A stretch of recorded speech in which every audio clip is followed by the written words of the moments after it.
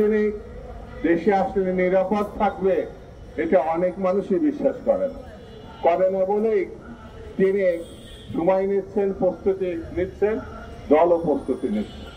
বন্ধুরা, আগামী দিন যদি আমরা তৈরি না থাকি আমাদের বিপদ আসতে পারে। আমাদের দেশকে রক্ষা করার জন্য, স্বাধীনতা রক্ষা করার জন্য, সার্বভৌমত্ব রক্ষা করার জন্য আমাদের সবাইকে তৈরি থাকতে হবে এবং এমন একটা দলকে বাংলাদেশের আগামী দিনে ক্ষমতায় আনতে হবে যারা পরীক্ষিত, যারা বাংলাদেশে মানুষের কথা দিলে কথা রক্ষা করে।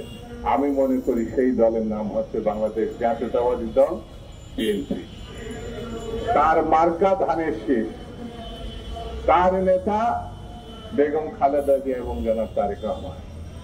এই জিনিসটা আমাদের মনের ভিতরে রাখতে হবে এবং আগামী দিনে শপথ যুক্ত হতে হবে। ফ্যাসিস্টরা কোনোভাবেই যেন ফিরে আসা, যারা হত্যাকারী, গণহত্যাকারী, যারা লুটেরা, ওই শেখ হাসিনা যাতে আবার ফিরে না আসতে পারে সেই দিকে আমাদের লক্ষ্য রাখতে হবে। এছাড়া কোনো বাঁচার কোনো পথ আছে এটা আমি মনে করি না। আসুন আমরা সুষ্ঠু, স্বাভাবিক, স্বচ্ছ, গ্রহণযোগ্য একটি নির্বাচনের লক্ষ্যে যারা বিভিন্ন প্রশাসনে আগে 3টা নির্বাচনে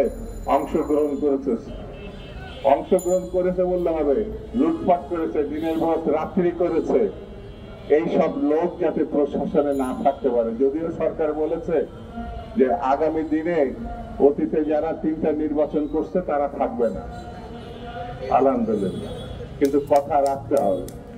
সরকারকে যে কথা দিয়েছেন সেই কথা রাখতে হবে।